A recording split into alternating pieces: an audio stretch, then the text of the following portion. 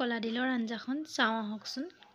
কলা ডিল সেয়া দালি, ৰাজমাহ, কলা ডিল, আলু, ৰঙালাও ইয়াতে গোটেইখিনি বইল কৰি ল'ম। এতিয়া ভালদৰে মচুৰ দালি লৈছোঁ, মই মগুৰ মচুৰ মিক্সো ল'ব পাৰে আপোনালোকে।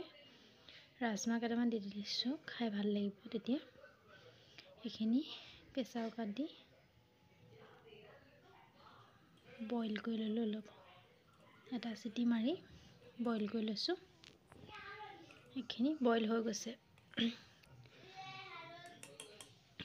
মই এতিয়া এইখিনি তেল মাৰি দিম। কেৰাহীত তেল দিছোঁ, দি পিঁয়াজ আৰু লগতে আদা, নহৰু, জিৰা, ধনিয়া গুটি সেয়া মিক্সিং জাৰটোত পিচি লৈছোঁ। ইয়াতে পিঁয়াজখিনি ভালদৰে ৰঙচুৱা হোৱালৈকে ভাজি থাকিম। তাৰপিছতে এয়া মছলাখিনি দি দিলোঁ। এইখিনি ভালদৰে ভাজি আছোঁ। হালধি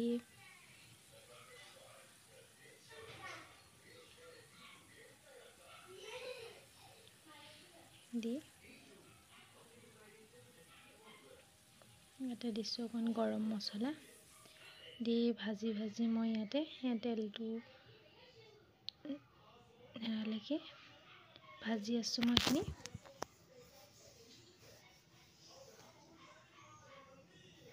সেয়া ভাজা প্ৰায় হৈ গৈছে। মই ইয়াতে এতিয়া আঞ্জাখিনি ঢালি দিলোঁ। সেয়া দেখিছেনে, আঞ্জা উতল আহিছে। মোৰ আঞ্জা ৰেডি হৈ গ'ল। চাওকচোন, আপোনালোকেও বনাই খাবচোন, খুব ধুনীয়া লাগে।